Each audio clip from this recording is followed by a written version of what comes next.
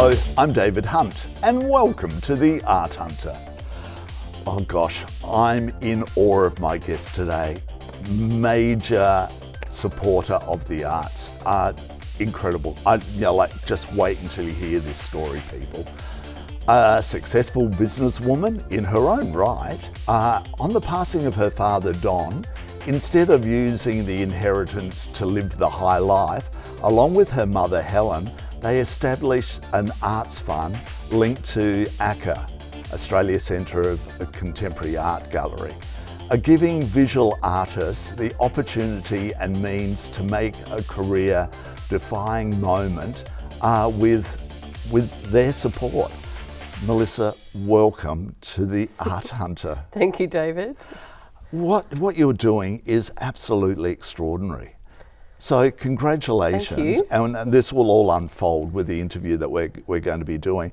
But let's do a little bit of a background on who you are, because you're a true businesswoman in your own right, and you're actually telling me something off air, which we won't get into, that's just about going to make you even more successful. You live in regional Victoria. So we've been in hospitality, my husband and I, for 20 years, I'd say, but I had a semi-retirement from hospitality and opened a furniture store, which is, it's vintage furniture and some new things, and it's worked really well. And along came COVID, and we had to rethink everything. Yeah. And what were you doing in hospitality? Did you have restaurants? Yeah, so we had the Farmers Arms Hotel in Daylesford, and then we had the Crimean in North Melbourne, the Royal George in Kyneton, and that we still owned that building. So we came back and opened up what we have now inside that building. Right. Okay. And what is it that you've got now? So now it is Cabinet, the shop. Yep.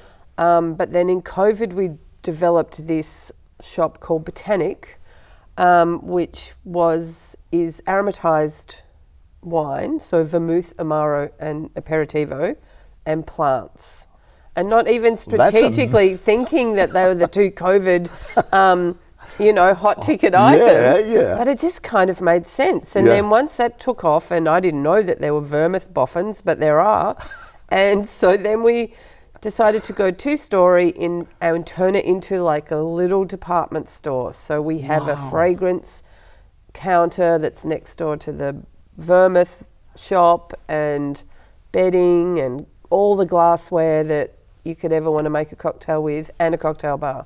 Whoa. Melissa, that's awesome. It sounds so much like fun. It is fun. And I reckon it's going to do really well. Is it doing well? Are you doing okay? Yeah, we have pivoted out of a pretty dire situation in COVID into something that is sustainable, and we can pay people well, and, all the things that hospitality struggles with. Right. All right, so let's move away from that, and I think what you're doing there is fantastic. And where exactly is it? That's in Kyneton, so 45 minutes up the Calder Highway, David, from the top of the Balti Bridge. And I don't leave Melbourne, so it's a little bit difficult for me. What is it about art? Why do you like art? Well, I went to art school, so I was painting and making art as a teenager, and then went to art school, and then got sidetracked into hospitality. But I still see every restaurant as a project. Yep. And so then my father is a painter, and he started painting because he was helping me paint for HSC. And then he started painting. Was he cheating for you? No, he was just prepping my canvases. Yeah. Maybe a bit of colour blocking, but that's it. Because of course I was late. And so then so then when he passed away, we knew that we would do something, because we were unexpectedly left with money. Right. That we didn't know we just didn't know existed. Right. So did he hide it from you and your mother? So he was just a sort of old-fashioned guy who didn't think that was our department, perhaps. Or he could have been embarrassed, or I don't know. So towards the end, and he was alive when he told us, and so we had his blessing to do it. So it's not like, you know. Okay. So it was something that he had been thinking about previously, but then he got sick and it was just too much. So it was with his blessing that we did it. Right. So what is it that you've done, and tell us the process of where you got to for this moment where you are now. Okay, so the first thing I did was go to, because I had restaurants, I could, and the people that are now, you know, directors of galleries and whatnot were customers. So I could sort of ring up and say, my name's Melissa MacFarlane, I used to own the blah, blah, blah, can I talk to you about this thing? So I just went around to everyone and said, what would you do if you were me? What would be the best impact? Yeah. And they all said to give directly. So we have several initiatives, and ACCA being the largest. And then tell people what ACCA is if they're not. I did mention it in the intro. So that's the Australian Centre for Contemporary Art on, is it Sturt Street? Yes, of course it is. And it's that beautiful rusty building. Oh, I love that building. Which is coming up to its 20th anniversary this year, I think. Yeah. And also outside is that Vault. Yes. The famous vault. I am not an animal. I saw that painted on it one day when it was hysterical. I'm not an animal. That poor piece of art has been picked on so much. I know, but there are a lot of people who love it dearly. Yeah. And now no one does anything to it. It's left alone. It's everyone can understand it now, right? It was a little bit too contemporary in its day. It might even be a bit daggy now. Yeah. So Dad had his memorial at ACCA, and that was the only place that could have us at the time in the time frame. But then that's when I got to announce it. So I got to announce that we would do something, and then with them. No, not with them. That came later. I just knew that I was going to do something. I'm jumping ahead of yourself. Sorry. Yeah. So then we've got the two other, so we look at the life of the artist, so from when they're just in art school, mid-career and towards the end. So the thing with ACCA was, if we wanted to be impactful on sort of a larger scale than that we'd be able to do ourselves, we chose ACCA. And the reason we chose ACCA because they don't collect. It's just about creating work. The artist gets a fee, and then the work is still available. So the artist gets more opportunity out of that than they would with any other gallery that we might work with, any public gallery that we might work with. And it's also close to where Mum and Dad live, so that was easy. No, but it really is about not managing a collection. So we felt like the money wouldn't get tied up in anything other than the production of work. Yeah, and a beautiful thing to do as well, that because you are helping the artist, aren't you? But you're also helping the gallery. Because it's not a huge gallery, and like they need support as much as anyone else. But you're giving the artist an opportunity, as you said. But then they can sell it, sell it after the exhibition's finished. So there's an extra opportunity in there apart from having the show. So already there's some opportunities that have come out for artists from this show, and so this current show. Current show. So, that's extraordinary that, and some works from previous shows have toured, some have gone international. So there's something else about this way of giving. How many years have you been involved with ACCA? So it's now 6 years, 3 shows. Fantastic. Yeah. And how involved are you and your mother in it? And let me just go back. Tell me, what does your mother think of all of this? She loves it. Yeah, she does. I mean, I got, in a way, a chance to reinvent a life for her as well. Yeah. So we sort of got busy doing things quickly and going to places where she wouldn't have gone, and we've gone to Venice and Whoa, yeah. to Venice Biennale. Yeah. Did you? Yeah. Oh, what was that like? Amazing. Yeah. Yeah, incredible. But, you know, she's on the journey as well. So she finds it very rewarding. Yeah. Yeah. And also a lovely memory of her husband as well. And of course for you as your father. Yeah. So what is the fund called? It's called the McFarlane Fund. Right, okay. Yeah. You know, like, is there a website or something like that? Yeah, there's a website and an Instagram. Yep. The website sort of shows all the other exhibitions? Well, they're more initiatives than they are exhibitions. right. So there's other opportunities there for other things. But everything for us is we choose what we do. We can't be pitched to, and we can't be. So it's all our choosing. Right. So somebody can't apply and say, "I'd really like to be involved," and like an artist can't do that. Oh, okay. Yeah. So who helps you find these artists? Well, we've got.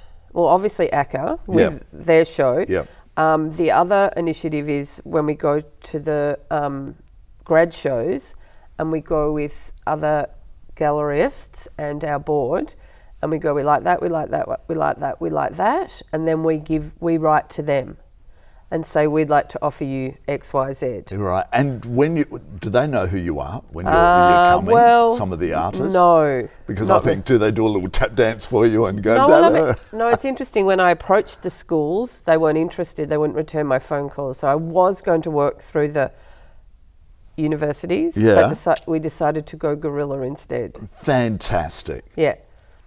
And, you know, like, and who's on the board? You know, like, who chooses? You know, like, is it, you know, is there arguments? Is it, you know, like... there isn't for that. It's pretty obvious. So the board are all either work in the arts sector or law and are collectors, or who work in philanthropy and are collectors. So everyone is very involved in art and kind of knows what it's about, what's good, what's bad. Yeah. Well, yeah, and then who might benefit for the kind of thing that we're offering. So we go in and we'd pick 15, and then we'd write to them, and then we'd interview them. But we interview them through another gallery in Kyneton, Stockroom. Right. And so, the long and the short of it, those people will get a show. They will get a residency and a show. But we can't do the residency anymore because there's no houses for rent anymore in Kyneton. Yeah. So then on the other end, the tap on the shoulder, the Don McFarlane Prize, there's a panel, an advisory panel of curators in public galleries. So no one who represents an artist, who would have a conflict of interest. Yep. So, and then we lock them in a room and go, you have to present 3 each, and then they would present, and then we would decide who would be the winner, and this person is an underknown older artist. Right. Oh, how lovely. Yeah, and so then at the end of the day, they get a phone call from me that says, you don't know me, but I'm going to give you $50,000. Whoa. Yeah. And what's the reaction? Do they hang up and go, nah, this is a crank call? Yeah, kind of. We've only done it 3 times, and then COVID interfered with a lot of stuff, and we'll be doing it again this year, and then it'll be in perpetuity. Have you got my number? Yeah, so no, I do actually. So they're the initiatives. But we have boards around us and advisory panels, so we do everything properly. But we're not, for a private philanthropist, we're not what's called a private ancillary fund, because they can't give directly. So it's just a family, and then and then the tax implications for the artists are less and all that sort of stuff. So it's deliberately that way. Yeah. So, what's it like when you walk into ACCA and you know that you've been responsible for this to be... I walked through there the other week with you, and I just felt that what a privilege it was to walk into that space with you, and the fact that you're the reason this is here. I don't think of it like that. Why? Why wouldn't you? Well, I don't know. I haven't quite got my head around it yet. There's a lot of giving has got some complications around it, and there's no manual on how to do it. Okay. And, you know, what to expect. So I just try to take it as it comes. Yep. But I would argue that art would be made anyway. True. And these artists are making art regardless of what we do. But because we can give money to the making of art, they can scale up and maybe make work larger or bolder or with, you know, more expensive than they've been able to. Yeah, although I tend to disagree with you there, because they might, you know, like as you said, bigger and bolder, or might not do it because they go, oh, I can't afford to do bigger and bolder, so I'm just not going to do it. Yeah, I mean, they would be invited, you know, because they're invited to be part of the show by ACCA.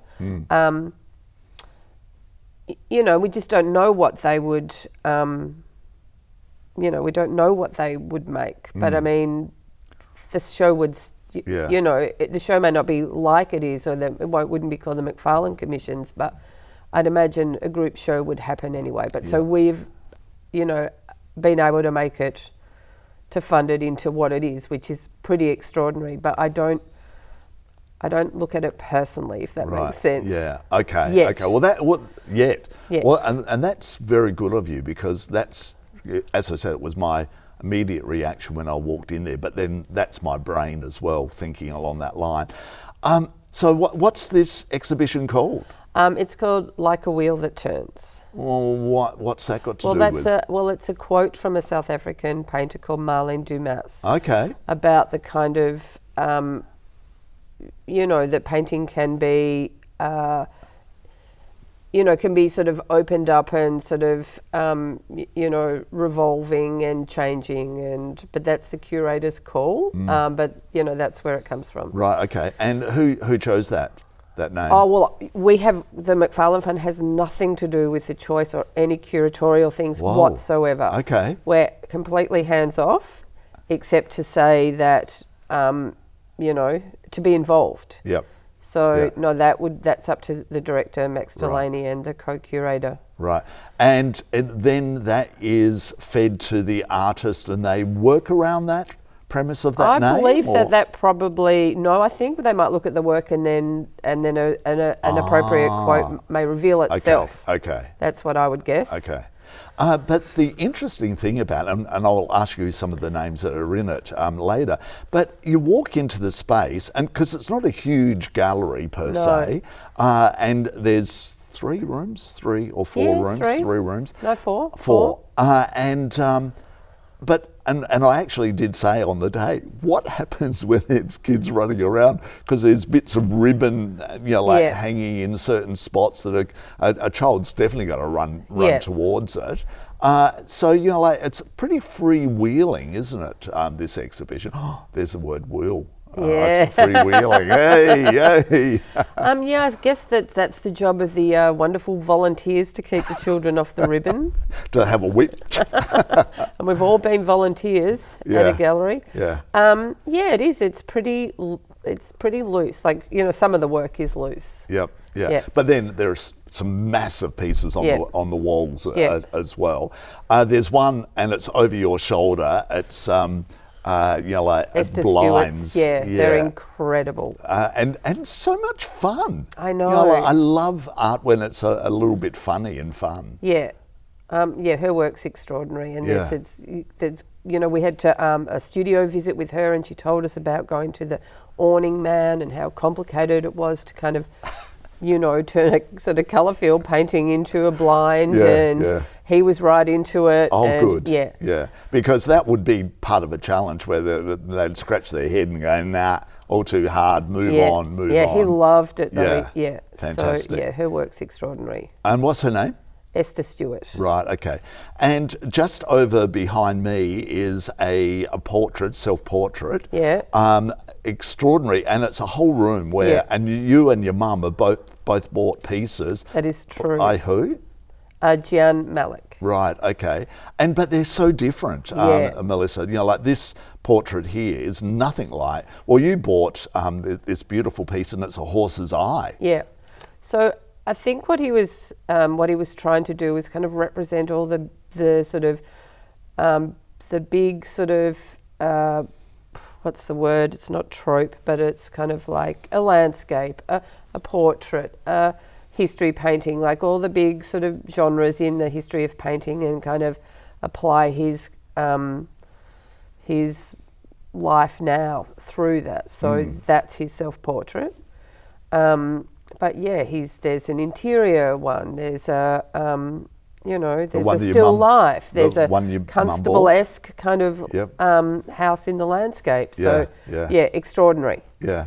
And do you buy something from each of the exhibitions, or like it's only when something catches your eye, or do you think? Well, I didn't even know that I could, because I felt that because he's represented by got his own dealer. Right. Yeah. So I didn't know that it was possible until I got an email saying that those works were for sale, and of course they would be. I just didn't think about it. I've bought the work of the young artists, but this is the first time that I've bought from this. But most of the other work's been like video work, like all unavailable. So do you go there on a weekend, say when there's more people around, and just wander around and hear what people say? No, I haven't. And Why not? Because I work in hospitality. That's funny. What about your mother? But we will in this one. Well, the COVID one was tricky because the gallery wasn't really open. Yeah. And then the one before that we did visit a few times. But this one's got a real magic around it. So yes, we would. Yep. And there'll be lots of other little events related to this show. Right. What do you mean lots of, talks? Exactly. And then there'll be a little closing sort of party, and then there'll be, there's already been a few sort of artist talks to kind of industry or sort of private events and stuff like that. So, yeah.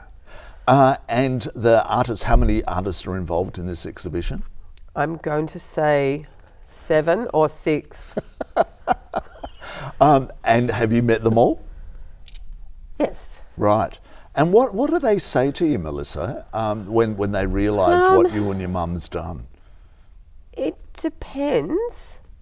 There's no, they say thank you, thank you so much for, for doing this and for, allowing there to be more budget so their work can be bigger and their fee can be bigger. So they're all like grateful, but they're also surprised about how sort of normal we are. So, because we don't, we're sort of more, we're not hands-on, but we're more involved. Yep. And present, maybe. And it's personal. It's personal. That's what's so, in memory of a father, a husband, and it's such a personal thing. And as I said, in the little intro, is that you could have run off and spent your life in Gay Paris or somewhere, but you've done this, and and you're still out there working instead of living off of this money. Yeah. That must make you feel good. Yeah, but yes, and of course, but I'm like somebody who wants to do things and. And I still... And contribute to the arts and support the arts. Yeah, exactly. I still want to have a work life. Yeah. You're too young to retire. Yeah.